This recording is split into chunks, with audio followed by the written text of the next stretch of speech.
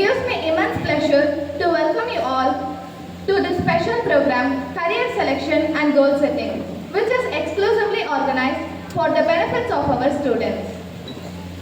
தமிழனை முத்தான தமிழ் மொழியால் பாடி வருகின்றனர் எம் பள்ளி மாணவிகள். ஒவ்வொரு நிகழ்ச்சிக்கும் துவக்கமாக நம் தாய்மொழியை வணங்குவதே நம் மரபு. இந்நிகழ்வையும் தமிழ் தாய் வாழ்த்துடன் இனிதே துவங்குவோம்.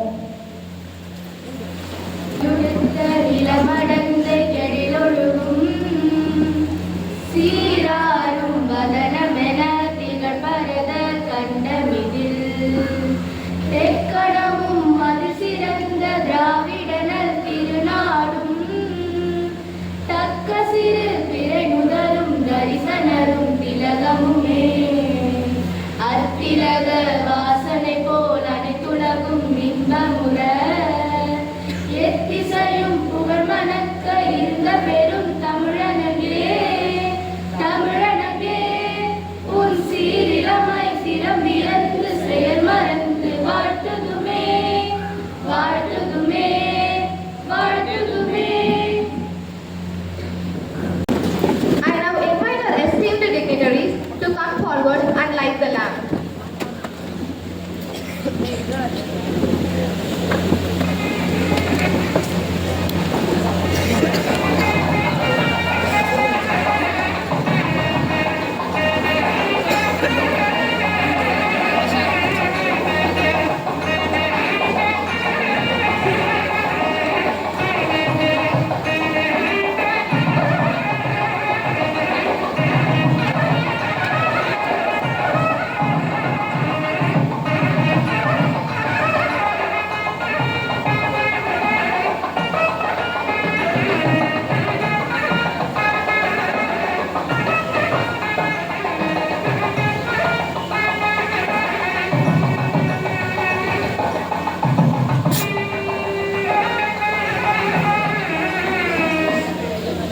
Dignitaries.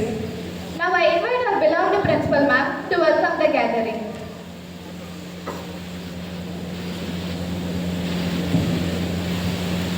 Happy morning, everyone. Happy morning. So nice to see you all here. And thanks to all the parents, those who have come amidst all your busy schedule.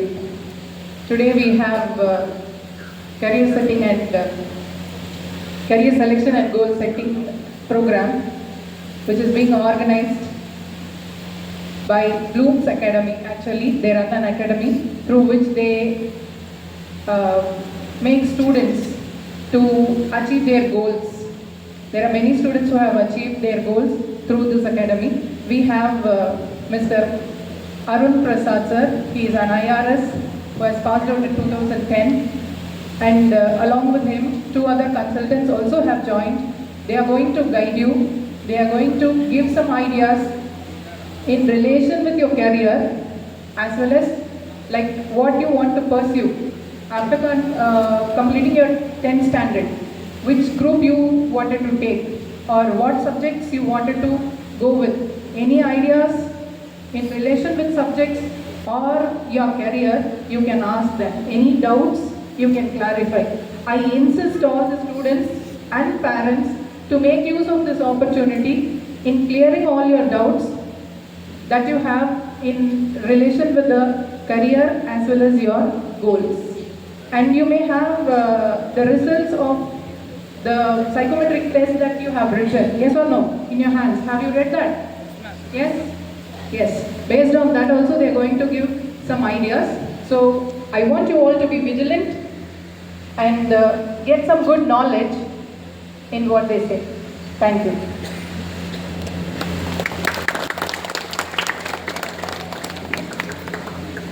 Thank you, ma'am. Now I invite our honorable correspondent sir to address the gathering.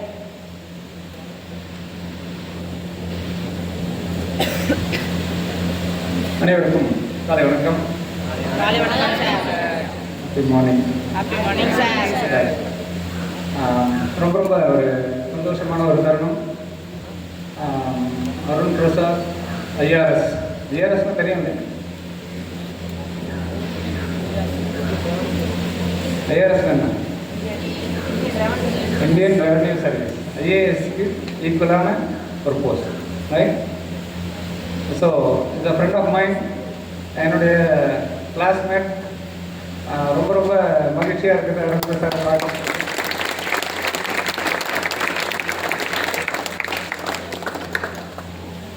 So அதுக்கு முன்னாடிலாம் பார்த்தீங்கன்னா இப்போ ஊரில் வந்து எதனா ஒரு சஜஷனோ இல்லை எதனா ஒரு முடிவோ இல்லை எதனா ஒரு விஷயம் தெரியணுன்னாவோ என்ன சொல்லுவாங்கன்னா அந்த அந்த இடத்துல ஒரு வாதியார் இருப்பார் கேளு அப்படின்வாங்க. ஏன்னா அப்போல்லாம் வந்து அந்த மாதிரியான ஒரு அவங்களுக்கு தான் எல்லாம் தெரியும் அப்படின்ற மாதிரி ஒரு இது.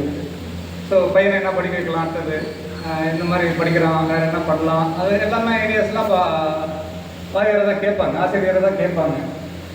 நான் எப்போ ஹெட் மாஸ்டர் ஆனாலும் அப்போதுலேருந்து அந்த அட்வைஸ் கொடுக்குறதுல விட்டுட்டேன்.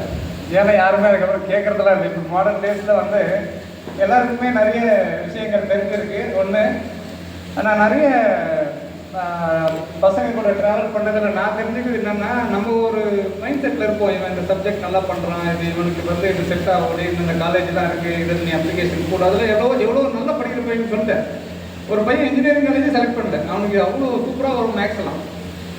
அந்த கவுன்சிலிங் கூட போடல. எனக்கு ரொம்ப ரொம்ப வருத்தம். அதுக்கப்புறம் நான் அக்ரி தான் படிக்க போகிறேன் அப்படின்னா, சரி பண்ணுறாங்கன்னா அதுக்கு சீட்டு கிடைக்கல. கவுன்சிலிங்கில் அவனுக்கு ஃப்ரீ சீட் கிடைக்கல.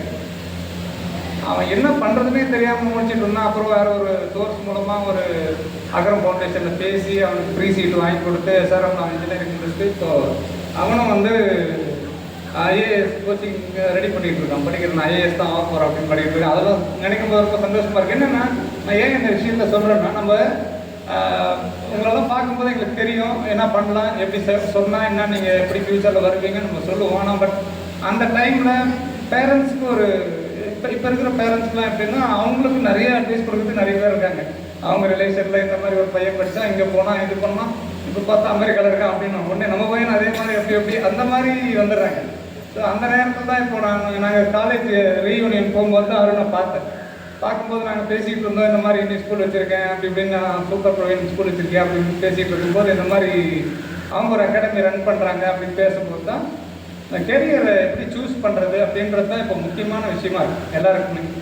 ஸோ அதை பற்றி பேசலாம் அப்படின்னு அருண் கிட்ட போய் டிஸ்கஸ் பண்ணும்போது தான், சரி பிரவீன் நானே வரேன். ஆக்சுவலாக அவர் வந்து போஸ்டிங் வந்து கொச்சி கேரளாவிலேருந்து நேற்று நைட் 1 மணிக்கு தான் வந்தார் சென்னைக்கு வந்து.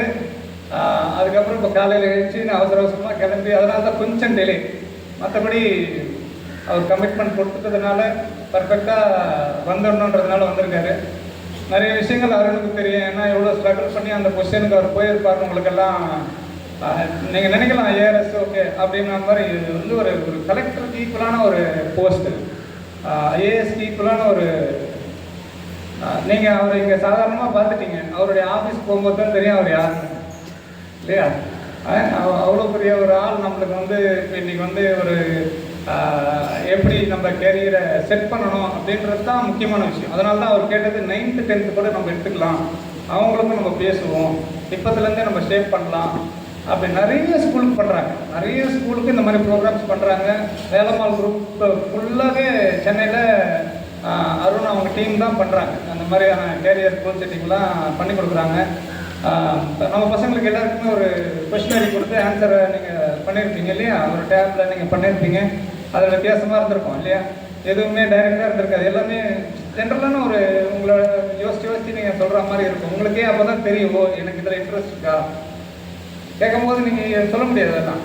ஸோ அந்த மாதிரி விஷயத்தை பேஸ் பண்ணி தான் அவங்க உங்களுக்கு என்னென்ன பண்ணலாம் அப்படின்றத, நம்ம கேரியர் எப்படி கொண்டு போகிறதுன்றதை சொல்ல போகிறாங்க. ஸோ இதுக்கப்புறம் ஃபுல்லாகவே அருண் அவங்க டீம் தான் பேச போகிறாங்க. நிறைய இன்ட்ராக்ஷன் இருக்கும்.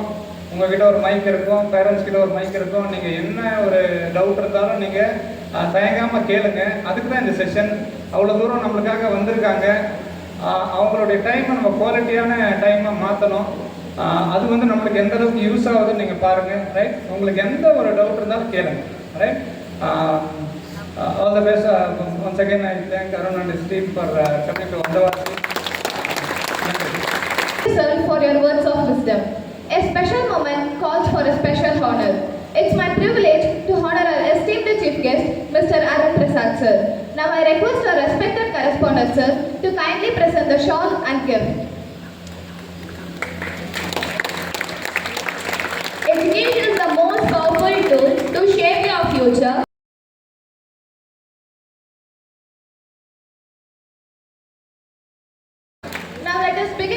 Career selection and the goal setting program by our esteemed chief guest. Please sir, the stage is yours.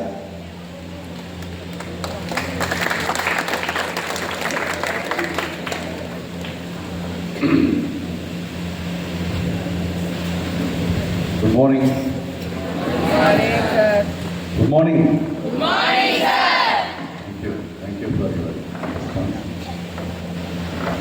இந்த இனிய காலை பொழுதில்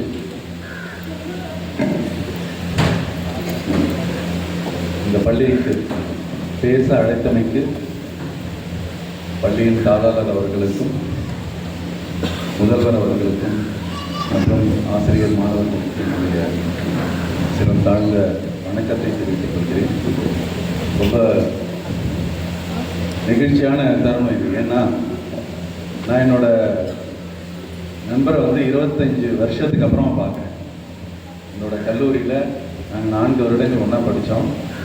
அவர் இந்த மாதிரி ஒரு பள்ளி வச்சுருக்காருன்னு கேள்விப்பட்டப்போ ஐ ஃபெல்ட் வெரி ஹாப்பி. அந்த மாதிரி நாங்கள் பிஇ மெக்கானிக்கல் இன்ஜினியரிங் முடிச்சிருந்தோம். அதுக்கப்புறமா நாங்கள் 25 வருஷம் பார்க்கவே பேசுறது கூட இல்லைன்னு நினைக்கிறேன் ஃபோனில். சடனாக இப்போ ஒரு சேஞ்ச், அதுக்கப்புறம் வந்து பார்க்குறேன். அதே மாதிரி தான் இருக்கார் அது பார்க்குறது.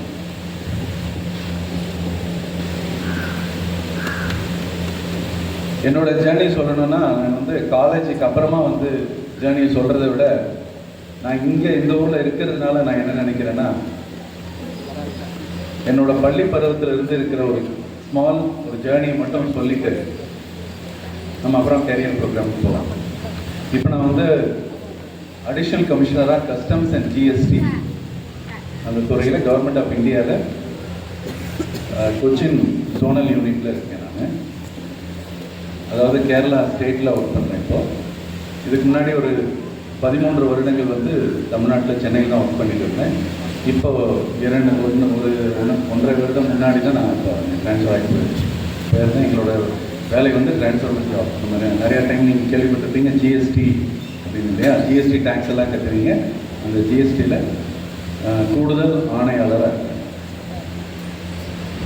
நான் வந்து திருவள்ளூர் பக்கத்தில் ஒரு சின்ன கிராமத்தில் பிறந்து வளர்ந்தேன். என்னோட அப்பா அம்மா வந்து வாத்தியார் தான். சின்ன கிராமத்துலேயே அங்கே தான் வாத்தியாராக இருந்தாங்க. நான் அங்கேருந்து கவர்மெண்ட் ஸ்கூலில் தான் படித்தது. ஆஸ் யூஷுவல் எல்லாரும் அந்த டைமில் பெற்றோர்களுக்கெல்லாம் தெரியும் நாம் என்ன எய்ம் பண்ணுவாங்கன்னா, இன்ஜினியரிங் இல்லை மெடிக்கலில் சேரணும்னு ஆசைப்படுவாங்க. அதே மாதிரி எங்கள் அப்பா வந்து நான் மெடிக்கலில் சேரணும்னு சொல்லிகிட்டே வளர்த்தாங்க. அவங்களே தான் முடிவு பண்ணாங்க நான் மெடிக்கல் தான் சேரணும் அப்படின்னா. இன்ஜினியரிங் சேரணுமானா கூட கிடையாது, நான் டாக்டர் ஆகிடணும் அப்படின்னு நினச்சாங்க.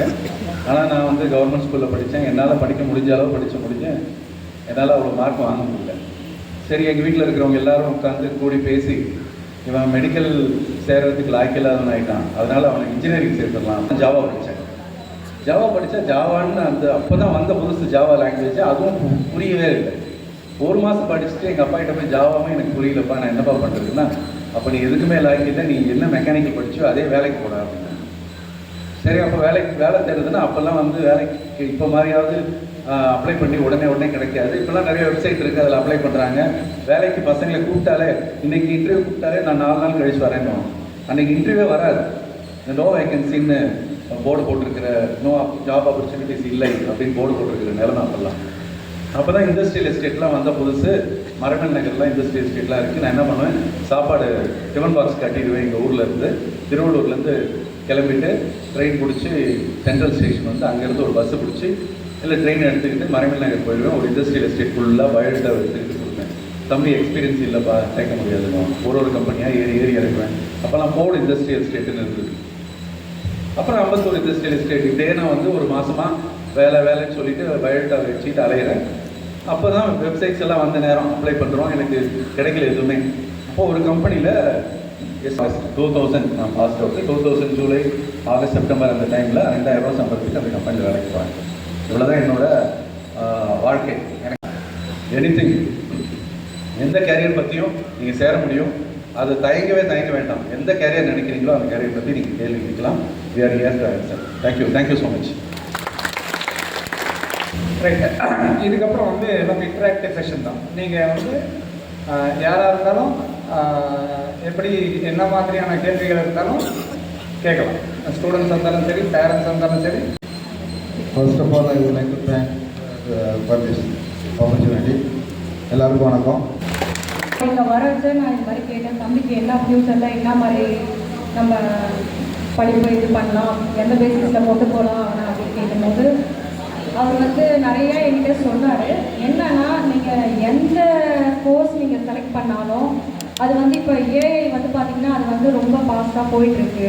எந்த சப்ஜெக்ட் நீங்கள் சூஸ் பண்ணி காலேஜில் சேர்த்து ஃபஸ்ட்டு வந்து நம்ம எம்பிபிஎஸ்ன்னு நினைக்கிறோம் சார். எம்பிபிஎஸ் பார்த்தீங்கன்னா இப்போது அது நீட் எக்ஸாம், அதுக்கடுத்து அப்புறம் சீட் கிடைக்கிறது, அதுக்கப்புறம் அது ஃபஸ்ட்டு நம்மளோட இதில் கிடைச்சாலுமே அது வந்து ஒரு 10 இயர்ஸ்க்கு அந்த மெடிக்கல் இது நம்ம படித்தா மட்டும்தான் அதுக்கப்புறம் நம்ம அதில் போக முடியும். ஸோ ஒரு 10 இயர்ஸ் நீங்கள் வந்து ஸ்டூடெண்ட்ஸ் வந்து இது பண்ண ரெடியாக இருந்தால் மட்டும்தான் நம்ம அந்த மெடிக்கல் ஃபீல்டு அதெல்லாம் போக முடியுன்ற மாதிரி அதை சொல்லியிருக்காரு.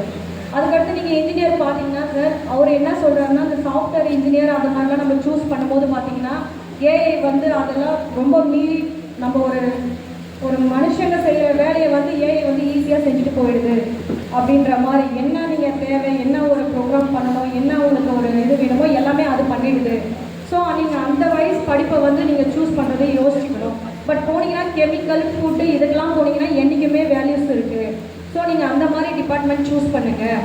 பை மெடிக்கலில் பார்த்தீங்கன்னா மெடிக்கலை தவிர்த்துட்டு இந்த ஃபார்மா அந்த மாதிரிலாம் இருக்குது, நர்சிங் சைடில் இருக்குது, அந்த மாதிரி ஃபீல்டெல்லாம் நீங்கள் சூஸ் பண்ணுங்கள் அப்படின்னு சொல்கிறாங்க சார். ஸோ மெடிக்கலை விட்டுட்டு மெடிக்கல் ரிலேட்டடாக நம்ம என்னென்ன சூஸ் பண்ண முடியும். இப்போது மெடிக்கல்னால் நீட் எக்ஸாம் எழுதுகிறோம் சார். பட் அந்த எக்ஸாம் இல்லாமல் நம்ம மெடிக்கல் ஃபீல்டெல்லாம் என்னென்ன சூஸ் பண்ண முடியும் ஸ்டூடெண்ட்ஸ்க்கு அதை தெரிஞ்சுக்கணும் sir.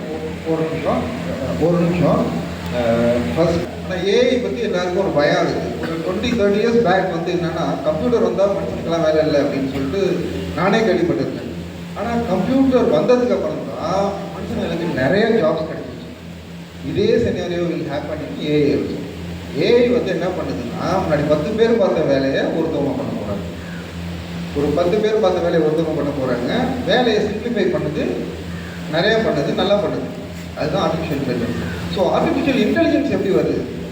we need to create artificial intelligence. இல்லை, artificial intelligence is nothing but data. இன்டெலிஜென்ஸ்னா என்ன? Again same question. இன்டெலிஜென்ஸ்னா என்ன? டேட்டா. நம்ம கிட்ட இருக்கிற டேட்டா தான் நம்மளோட இன்டெலிஜென்ஸ். நம்மளோட டேட்டாவை நம்ம எப்படி ப்ராசஸ் பண்ண போகிறோம்ன்றது தான் நம்மளோட இன்டெலிஜென்ஸ். ஹியூமன் இன்டெலிஜென்ஸ் என்ன? நமக்கு இது யார், இது இவங்க யார், அவங்க யார், எல்லா விஷயமும் நமக்கு தெரியும். அவங்கள பற்றி தெரியும், என்னை பற்றி தெரியும், யாருக்கிட்ட என்ன சொல்லணும்னு தெரியும், யார்கிட்ட எதை சொல்லக்கூடாதுன்னு தெரியும். இதெல்லாம் எனக்கு எப்படி கிடைச்சிச்சு? என்கிட்ட இருக்கிற டேட்டாவை வச்சு நான் செய்கிறேன். இதே தான் மிஷின் வில் டூ. மிஷினுக்கு வந்து you have to input data. Machine வந்து எப்படி ஒர்க் பண்ணும்? அதுக்கு டேட்டா இன்புட் பண்ணுறதுக்கு தேர் ஆர் சர்டன் வே. அதுக்கு வந்து மிஷின் லேர்னிங், டீப் லேர்னிங் இன்னும் நிறையா வந்துட்டு இருக்கு. இது எல்லாத்தையுமே பண்ணுறதுக்கு again we need human. AI cannot do everything and AI will open new avenues. புதுசாக நிறையா வரும். நீங்கள் ஒரு 15 வருஷத்துக்கு முன்னாடி ஒரு மொபைலில் ஒரு டாக்ஸியை கால் பண்ணி நீங்கள் ஏறி போயிட முடியும்னு யோசிச்சிருப்பீங்களா? நடக்கலை. இன்னும் 15 வருஷம் கழிச்சு நிறைய நடக்கும். இன்னும் கம்ப்யூட்டர் சயின்ஸு, சாஃப்ட்வேர் அப்படிங்கிறத வந்து கம்ப்யூட்டரில் உட்காந்து ஒர்க் பண்ணுற ஒரு விஷயமாக தான் நிறையா பேர் நினச்சிட்டு இருக்கோம். Software is life. எங்கே பார்த்தாலும் இருக்குது. ஒரு கார் ஓட்டினா car some kind of softwares are inside the car. பஸ்ஸில் இருக்குது, இந்த மைக்கு, உங்கள் மொபைலு, எல்லாத்துலேயும் சாஃப்ட்வேர் இருக்குது. So software is ever growing. அதனால உங்களுக்கு கண்டிப்பாக சாஃப்ட்வேரில் கண்டிப்பாக ஜாப் இருக்குது. என்னன்னா you should learn the basic. AI வந்து எதை பேஸ் பண்ணி ஒர்க் பண்ணால் நியூரல் நெட்ஒர்க்ஸ், லார்ஜ் லாங்குவேஜ் மாடல்ஸ்னு சொல்லுவாங்க. நீங்கள் பேசிக்ஸை நல்லா தெரிஞ்சுக்கிட்டா, இப்போ உள்ள பசங்களுக்கு நான் சொல்கிறது என்னென்னா, ஒரு 10 வருஷத்துக்கு முன்னாடிலாம் சாஃப்ட்வேரில் ஏதோ தெரிஞ்சவங்களாம் வேலை போட்டு சம்பாதிக்கலாம். ஆனால் இப்போ வந்து பேசிக்ஸ் நல்லா ஸ்ட்ராங்காக இருக்கணும், கால்குலஸ் நல்லா தெரியணும், பேசிக் மேத்தமேட்டிக்ஸ் ஸ்ட்ராங்காக இருக்கணும், டேட்டா ஸ்ட்ரக்சர், அல்காரிதம் இதெல்லாம் நல்லா strong பண்ணிக்கிட்டாவே AI will give you much more salary than anything else. அப்புறம் இன்னொரு விஷயம், எல்லாருக்கும் எலான் மஸ்க் தெரியும்ல. எலான் மஸ்க் என்ன பண்ணுறாரு? டெஸ்லா இருக்காரு. அது வந்து AGIன்னு சொல்லுவோம், ஆர்டிஃபிஷியல் ஜென்ரல் இன்டெலிஜென்ஸ். கிட்டத்தட்ட மனுஷன் பண்ணுற வேலையை கார் வரும், ஓட்டிட்டு கொண்டு ஒரு இடத்துல வந்து என்ன பண்ணுது. அதை தவிர இன்னொன்று பண்ணிட்டு இருக்காரு. அது பேர் நியூராலிங்க்னு சொல்லுவோம். நியூராலிங்கில் என்ன பண்ணுறாங்கன்னா, இப்போ சாஃப்ட்வேர்ஸை டைரெக்டாக இன்டர்ஃபேஸஸ்னு சொல்லுவோம். சாஃப்ட்வேர் வந்து கனெக்ட் பண்ணுறோம்ல, இப்போ டைரெக்டாக they're trying to connect software to our brain. பிரெயினில் வந்து இப்போ கண்ணே தெரியாதவங்க, லைஃப் லாங் கண்ணே தெரியாதவங்க கூட கண்ணு தெரிய வச்சிடலாம். எப்படின்னா they will give the glass. இந்த கிளாஸ்லேருந்து ஒயர் டைரெக்டாக they are going to wire into the brain. So so கண்ணு தெரியாதவங்களுக்கு கண்ணு தெரியுது மாதிரி நிறையா பண்ணிகிட்டு இருக்காங்க.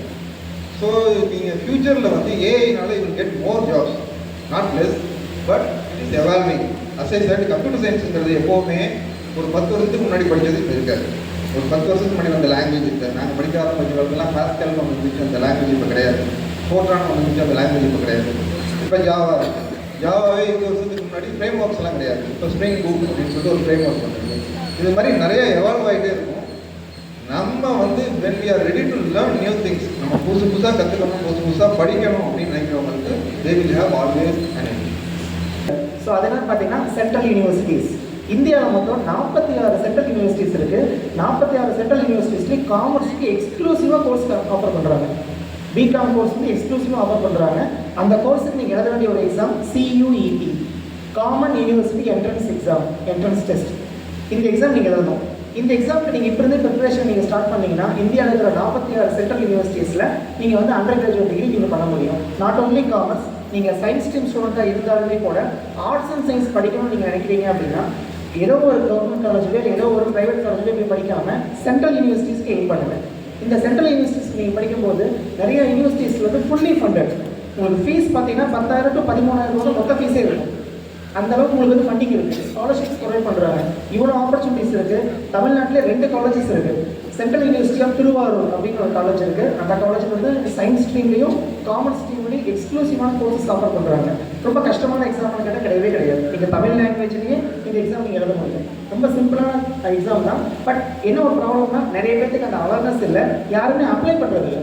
நம்ம திருவாரூர் இருக்கிற சென்ட்ரல் யூனிவர்சிட்டியில் எஸ்என் வந்து 20% தமிழ் ஸ்டூடெண்ட்ஸ் தான் படிக்கிறாங்க. மீதி எல்லாருமே நார்த் இந்தியன்ஸ்.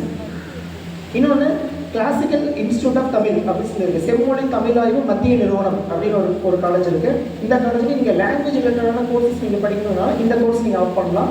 இது வந்து CUET யூனிவர்சிட்டி கீழே தான் வருது. இந்த மாதிரி நிறையா நார்த் இந்தியாவில் நிறைய காலேஜஸ் இருக்குது. ஜவஹர்லால் நேரு யூனிவர்சிட்டி, அலிகர் முஸ்லீம் யூனிவர்சிட்டி, இந்த மாதிரி நிறைய காலேஜஸ் இருக்குது. இதுக்கு நீங்கள் CUET எக்ஸாம் நீங்கள் ப்ரிப்பேர் பண்ணுங்கள். காமர்ஸ் ஸ்டூடெண்ட்ஸ் இந்த ஆப்பர்ச்சுனிட்டி மிஸ் பண்ணிடுறாங்க.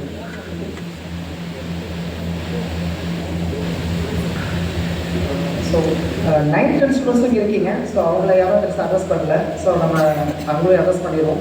ஸோ 9th 10th ஸ்டூடெண்ட்ஸ் இருக்காங்க அப்படின்னா ஸோ அவங்களுக்கு வாழ்க்கையில் ஒரு முக்கியமான பகுதி அப்படின்னு சொன்னால் அது வந்து குரூப் செலெக்ஷன் தான். ஸோ குரூப் செலெக்ஷன் அப்படின்னு நம்ம பார்க்கும்போது இதெல்லாம் தாண்டி இந்த 9th 10th அப்படிங்கிறது பார்த்தீங்கன்னா கொஞ்சம் விளையாட்டுத்தனம் தெரிஞ்ச ஒரு பருவமாக இருக்கும். 8th 9th 10th பார்த்தீங்கன்னா விளையாட்டுத்தனமாக இருக்கும். இந்த 10th வந்தோடனே பார்த்தீங்கன்னா இந்த பேரண்ட்ஸும் ஸ்டூடெண்ட்ஸும் பார்த்தீங்கன்னா பரவலாக ஆயிடுவாங்க. இது வரைக்கும் விளையாட்டுத்தனமாக இருந்த தாண்டி நீ என்ன டாக்டர் ஆக போறியா, நீ இன்ஜினியர் ஆக போறியா அப்படின்னு ஒரு சில கேள்விகள்லாம் வரும். யாரும் 9th 10th just raise your hands. Okay, நிறைய பேர் இருக்கீங்க. ஓகே, ஸோ கண்டிப்பாக யூஸ்ஃபுல்லாக நினைக்கிறேன்.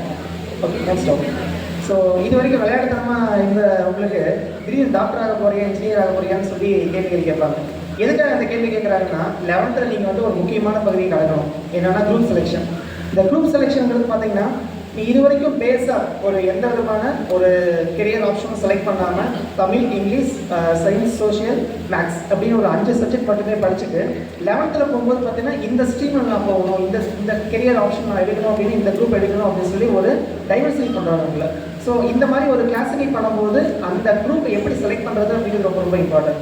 ஸோ ஏன் வந்து குரூப் செலெக்ஷன் ரொம்ப இம்பார்ட்டன்ட் அப்படின்னா தமிழில் ஒரு பழமொழி உண்டு, முதல் கோணல் முற்றிலும் கோணல் அப்படின்னு சொல்லுவாங்க, கேள்விப்பட்டிருப்பீங்க. அப்படின்னா என்ன சொன்னால் ஃபஸ்ட்டு நீங்கள் ஒரு ஸ்டெப்பை தப்பாக எடுத்து வச்சிட்டீங்க அப்படின்னா அதுக்கப்புறம் நீங்கள் வந்து அந்த ஸ்டெப்பில் திரும்ப உங்களோட டேரக்ஷன் போகிறது ரொம்ப ரொம்ப கஷ்டம். அதே மாதிரி தான் எங்கேயும் ஒரு குரூப்பை நீங்கள் தப்பாக செலக்ட் பண்ணிட்டீங்க அப்படின்னா நீங்கள் ட்ரீமாக நினச்சிருந்த ஒரு கெரியரை கடைசி வரைக்கும் அடைய முடியாமே கூட போகலாம். ஃபார் எக்ஸாம்பிள் நீங்கள் இன்ஜினியரிங் படிக்கணும்னா மேக்ஸ் கண்டிப்பாக வேணும். மேக்ஸ் இல்லாமல் உங்களால் இன்ஜினியர் ஆகவே முடியாது. ஆனால் ஏதோ ஒரு ரீசன்னால நீங்கள் மேக்ஸுக்கு பயந்துட்டு பியூர் சயின்ஸ் மாதிரியோ இல்லை காமர்ஸ் மாதிரியான கோர்ஸோ எடுத்துட்டீங்க அப்படின்னா அந்த டைமில் 10th விவரம் தெரியாத டைமில் எடுத்துட்டீங்க அப்படின்னா கடைசி வரைக்கும் உங்களால் இன்ஜினியர் ஆக முடியுமா, ஆக முடியாது. ஸோ அப்போ அந்த குரூப் செலெக்ஷன்ங்கிறது ரொம்ப ரொம்ப important. So first group selection பண்ணுறதுக்கு முன்னாடி என்னென்ன குரூப்ஸ் எல்லாம் அவைலபிளாக இருக்குங்கிற முதல்ல ஒரு இன்ஃபர்மேஷன் நம்மளுக்கு தெரியணும். ஸோ நீங்கள் 5 சப்ஜெக்ட் நீங்கள் படிச்சிருக்கீங்க, Tamil, English, science, social, maths அப்படின்னு படிச்சிருக்கீங்க. 11th போகும்போது உங்களுக்கு வந்து 6 சப்ஜெக்ட் வரும். இந்த 6 சப்ஜெக்டில் 2 சப்ஜெக்ட் வந்து லாங்குவேஜ் பேப்பர் அப்படின்னு நம்ம படிச்சுக்கணும். ஸோ நான் ஏன் லாங்குவேஜ் என்ன சொல்கிறேன்னா தமிழ், இங்கிலீஷ்னு சொல்லாமல் லாங்குவேஜ்னு சொல்கிறேன்னா லாங்குவேஜில் நிறைய ஆப்ஷன்ஸ் அவைலபிளாக இருக்குது. ஹிந்தி, சான்ஸ்கிரிட் இந்த மாதிரி ஆப்ஷன்ஸும் இருக்குது உங்களுக்கு.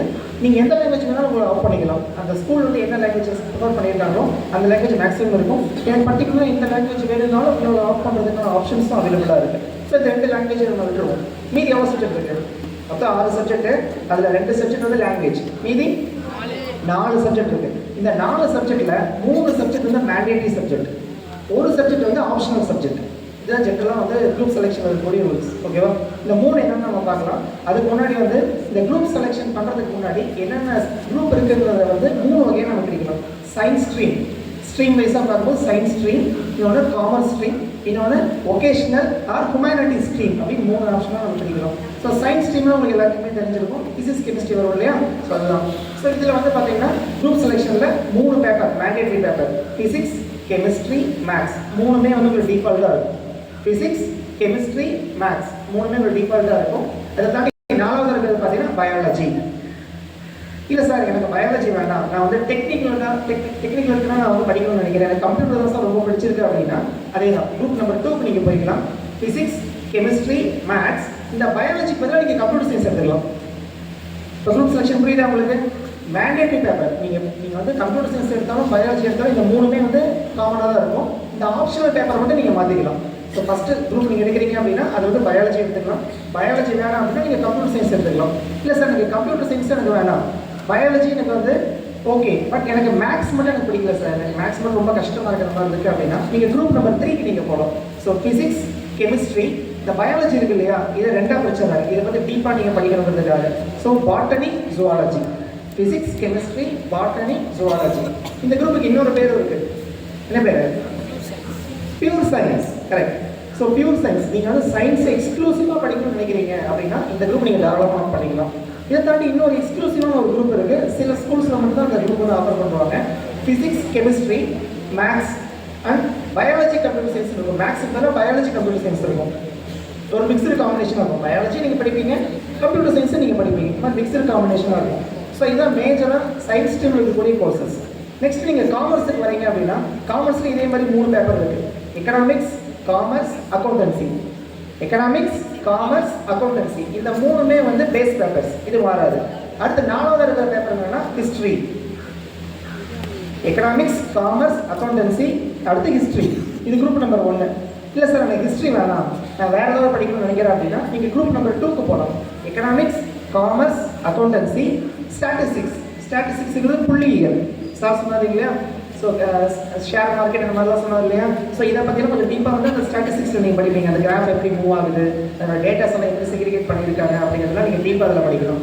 இல்லை சார் இதுவும் வேணாம், வேறு ஆப்ஷன் இருக்கான்னா குரூப் நம்பர் 3க்கு நீங்கள் போகலாம். So economics, commerce, accountancy, business maths.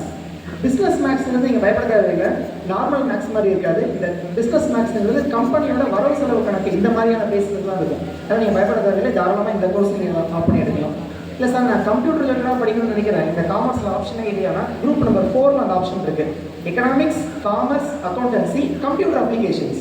இந்த கோர்ஸ் நீங்கள் ஆஃப் பண்ணிக்கலாம். இதில் வந்து உங்களுக்கு எக்கனாமிக்ஸ், காமர்ஸும் கவர் ஆகும், கம்ப்யூட்டர் அப்ளிகேஷன்ஸும் கவர் ஆகும். ஸோ இது மாதிரி ஹைப்ரிட் கோர்ஸஸாகவும் நீங்கள் எடுக்க முடியும். ஸோ இதெல்லாமே வந்து காமர்ஸ் டீம் இருக்கக்கூடிய கோர்சஸ். அடுத்து 3வதாக பார்த்தீங்கன்னா ஒகேஷ்னல் ஆர் ஹியூமனிட்டிஸ்னு சொல்லுவாங்க. இந்த ஹியூமனிட்டிஸ் செக்ஷன் 1 ஹியூமனிட்டிஸில் பார்த்தீங்கன்னா ரொம்ப எக்ஸ்க்ளூசிவான சில கோர்சஸ் அதில் ஆஃபர் பண்ணுவாங்க.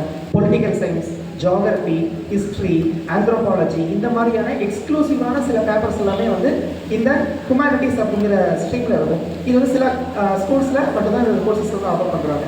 அதே மாதிரி ஒகேஷ்னல் அப்படின்னு பார்த்தீங்கன்னா தொழில்முறை கல்வி அப்படின்னு சொல்லுவாங்க. இந்த தொழில்முறை கல்வியில் வந்து பார்த்தீங்கன்னா உங்களுக்கு GM general machinist and EMR electronic motor vending அப்படிங்கிற கோர்ஸ் இருக்கும். அதே மாதிரி டெக்ஸ்டைல், அக்ரிகல்ச்சர் இந்த மாதிரியான தொழில்முறை சம்மந்தப்பட்ட படிப்பு இருக்கும். இது ஃபுல்லாகவே வந்து பார்த்தீங்கன்னா ப்ராக்டிக்கல் ஓரியன்ட் கோர்ஸாக இருக்கும். தமிழ்நாட்டிலே சில ஸ்கூல்ஸில் மட்டும் தான் இந்த கோர்ஸ் ஆஃபர் பண்ணுறாங்க. இதில் 50% தியரியும் 50% ப்ராக்டிக்கலும் இதில் இருக்கும். சில ஸ்கூல்ஸில் மட்டும்தான் இதை ஆஃபர் பண்ணுறாங்க. ஓகே, ஸோ இதுதான் மேஜராக இருக்கக்கூடிய ஸ்ட்ரீம்ஸ். இது எல்லாமே பார்த்தீங்கன்னா ஹையர் ஸ்டடீஸ் போகணும் அப்படின்னு நீங்கள் நினைக்கிறீங்க அப்படின்னா இந்த குரூப் செலெக்ஷன் நீங்கள் வந்து பண்ணலாம். இது மட்டும் தான் கெரியர் ஆப்ஷனா சார் அப்படின்னா கிடையாது. இதை தாண்டி சில கெரியர் ஆப்ஷன்ஸ் இருக்குது. 10th முடிச்சோன்னா நீங்கள் பாலிடெக்னிக் அப்படிங்கிற ஒரு கெரியர் ஆப்ஷன் அவைலபிளாக இருக்குது. பாலிடெக்னிக் அப்படிங்கிறது இன்ஜினியரிங் ஓரியன்டாக இருக்கக்கூடிய ஒரு ப்ராக்டிக்கல் கோர்ஸ் அப்படின்னு நம்ம சொல்லலாம். இது மேக்ஸிமம் இன்ஜினியரிங் கோர்சஸ் தான் அவைலபிளாக இருக்கும். இது ஒரு 3 இயர் ப்ரோக்ராம். 10th முடிச்சோன்னா நீங்கள் வந்து 3 இயர் கோர்ஸ் நீங்கள் ஜாயின் பண்ணுறீங்க அப்படின்னு சொன்னால் இதில் உங்களுக்கு mechanical engineering, electrical engineering, electronical engineering, computer science engineering, automobile engineering மாதிரியான கோர்சஸ் வந்து இதில் ஆஃபர் பண்ணுவாங்க. பாலிடெக்னிக் காலேஜஸ்ன்னு சொன்னாங்க இல்லையா, இந்த மாதிரியான காலேஜஸில் நீங்கள் போய் ஜாயின் பண்ணலாம். இந்த காலேஜஸை வந்து ஆர்கனைஸ் பண்ணக்கூடிய அமைப்பு வந்து டோட், டைரக்டரேட் ஆஃப் டெக்னிக்கல் எஜுகேஷன். இதில் ஒரு அட்வான்டேஜ் இருக்குது. நீங்கள் நார்மலாக வந்து நீங்கள் 12th முடிச்சுட்டு நீங்கள் காலேஜ் போய் இன்ஜினியரிங் ஜாயின் பண்ணுறீங்க இல்லையா, அதே மாதிரி இங்கே வந்து பார்த்தீங்கன்னா பாலிடெக்னிக் முடிச்சுட்டு டேரெக்டாக இன்ஜினியரிங் செகண்ட் இயரில் போய் நீங்கள் ஜாயின் பண்ணலாம். அந்த என்ட்ரிக்கு பேர் வந்து லேட்ரல் என்ட்ரி அப்படின்னு சொல்லுவாங்க. நார்மலாக 12th முடிச்சுட்டு கவுன்சிலிங் போய் ஃபஸ்ட் இயர் ஜாயின் பண்ணுவாங்க இல்லையா, அதே மாதிரி இங்கே பார்த்தீங்கன்னா 10th முடிச்சுட்டு 11th 12th பதிலாக நீங்கள் வந்து ஃபஸ்ட் இயர் செகண்ட் இயர் முடிச்சுட்டு அங்கே வரும்போது லேட்டர் என்ட்ரியாக செகண்ட் இயரில் போய் நீங்கள் ஜாயின் பண்ணிக்கலாம். இந்த மாதிரி ஒரு கெரியர் ஆப்ஷனும் அவைலபிளாக இருக்குது. அவருடைய பிஸி ஷெடியூலில் அவர் வந்து இங்கே வந்து நிறைய விஷயம் எனக்கு நிறைய புதுசாக இருந்தது. அதுதான் நான் அப்படியே சொன்னார், இல்லைப்பா நீ போயிட்டு வரல கூட போயிட்டு வா, நாங்கள் பேசிக்கிட்டு இருக்கோம் அப்படின்னு சொல்லி, இல்லை எனக்கு நிறைய தெரிஞ்சுக்க வேண்டியது இருக்குது அப்படின்ட்டு அவ்வளோ இன்ஃபர்மேஷன் சொல்லியிருக்காங்க. எல்லாமே ஞாபகம் இருக்குமான்னா இருக்காது, பட் அவர் அதுக்கும் ஆப்ஷன் கொடுத்துருக்காங்க. அவங்களுடைய ஆப் இருக்குது, அந்த ஆப்பில் நம்ம போய் எல்லாத்தையுமே பார்த்துக்கலாம். ஸோ யூஸ்ஃபுல்லாக இருந்திருக்கும்னு நான் நம்புகிறேன். பேரண்ட்ஸ்க்கெல்லாம் உங்களுக்கு டவுட் இருந்தால் கூட நீங்கள் வந்து ஸ்கூலில் சொல்லுங்கள். மறுபடியும் கூட தீபக் சார் இருக்கார், அவர் மறுபடியும் எந்தெந்த என்ட்ரன்ஸ் எப்படி பண்ணணும், நீங்கள் என்ட்ரன்ஸ் கிட்ட வரும்போது கூட சொல்லுங்கள். உங்களுக்கு நோட்டிஃபிகேஷன் வரும்னு சொன்னாங்க, நீங்கள் எப்படி அதை ஃபில் பண்ணணும்னு கூட நாங்கள் ஸ்கூல்லேருந்து கைட் பண்ணுவோம். ஸோ நம்ம ஸ்கூலில் நம்ம ஒரு ஃபோக்கஸ்டாக எப்படி போகிறன்றது உங்களுக்கு புரிஞ்சிருக்கும்னு நினைக்கிறேன். கெரியர் எப்படி சூஸ் பண்ண போகிறாங்க அப்படின்றதெல்லாம் நம்ம இப்போதுலேருந்தே ஆரம்பிக்கிறோம், ரைட்?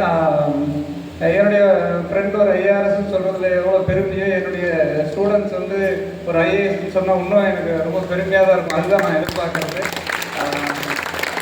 ஸோ அருண் டீமுக்கு என்னுடைய மனமார்ந்த பாராட்டுக்கள், வாழ்த்துக்கள். மிக்க நன்றி அருண்.